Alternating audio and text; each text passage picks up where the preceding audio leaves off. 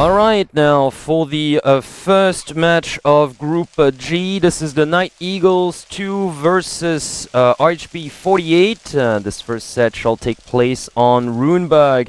And now taking a look at the NightEagles starting point down south.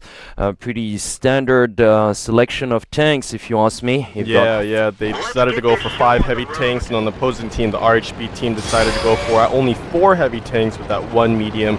And of course, there's 2 T1 scouts. Yeah, there you go. So basically, when it comes to their opponents, RHB48 just deciding to go with a little extra mobility here with that medium T69. Yeah, definitely. And on the NightEagles side, they're actually looking for a city defense setup in the beginning of the round, whereas their opponents, the RHB, actually looks like they're actually going to go for the field. Yeah, definitely looks like a field spread out. You've got the T69 with the 2 scouts just sort of scrambling ahead.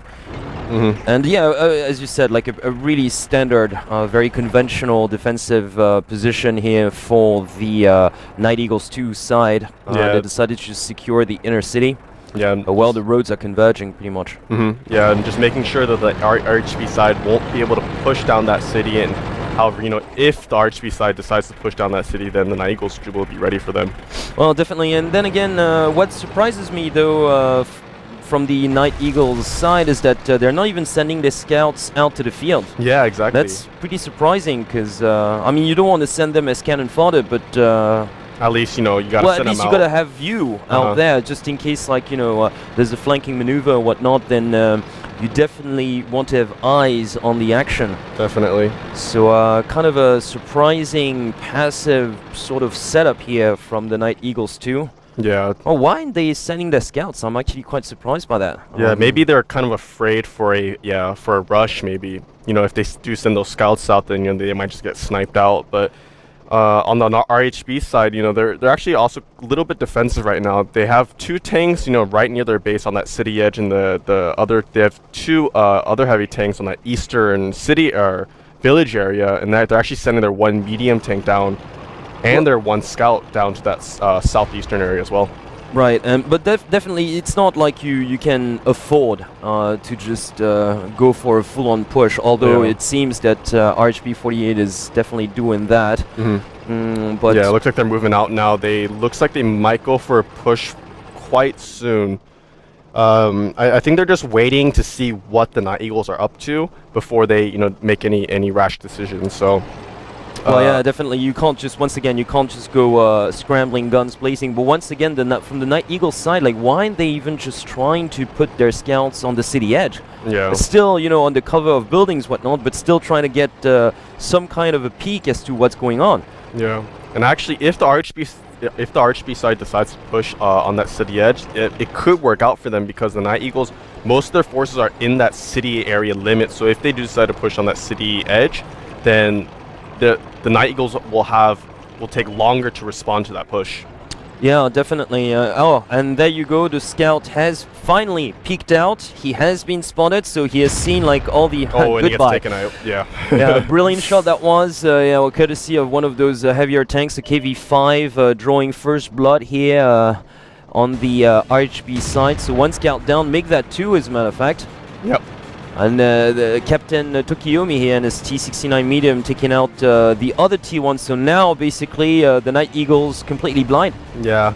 So actually, I guess that's what they were afraid of in the first place. Is if they sent their scouts out, then they could have just got taken out. So. Well, yeah, possibly, but they should have done this earlier because RHB48 was already in position when this happened, and that's definitely not a setup that you want. Once again, like scouts definitely are quite crucial. Yeah. Especially on this map, it's pretty well balanced as well. There's a lot of open space to the field, so just in case it comes down to the line and we go the distance in this set, like we're down to 5 minutes and 45 seconds, well, basically an extra T1 can definitely give you the advantage. Yeah, towards the end, like going for a sneaky capture, etc. It does give you quite a lot of options, but I can't really comprehend why they're just not. Yeah, definitely. And the RHB side slowly creeping up to that city edge now. They actually pushed down. They sent, their tanks up from Well, that. it's from their the base, it's the smart move actually. Now the Night Eagles side do not have any other choice but to retreat. Yeah. And even just sort of cringe even more towards their starting point. And right now, a pretty smart move from the RHB48 side. They're dividing their forces. Of course, they're still going for that eastern push down south because that's where they were. But they're also committing 2 heavy tanks to the city edge in the middle. So they're going for a flanking maneuver here. Yeah, it looks like they're going to start pushing in now. The RHB side looking to take that city edge, whereas the Night Eagle side actually pulling their forces from that center city on that western kind of a square area, and now they're actually pushing their tanks towards the city edge.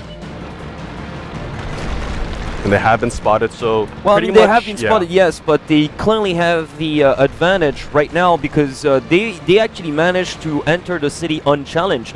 Now, the whole point of this map basically is that if you're defending from within the city, you do have quite the advantage in terms of positioning and cover. However, because the Night Eagles were overly passive on that one, there's just completely allowing RHB to sort of step in. Yeah, definitely. The RHB side definitely taking advantage of their position, knowing that the Night Eagles can't respond to their push just yet.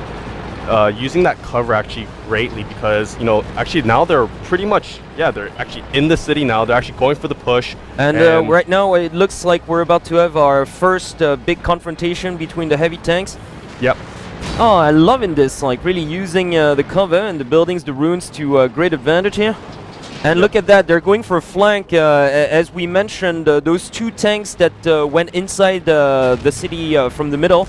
And now the remaining forces from RHB48 coming down south. So these guys, like the Night Eagles, are completely sandwiched right now.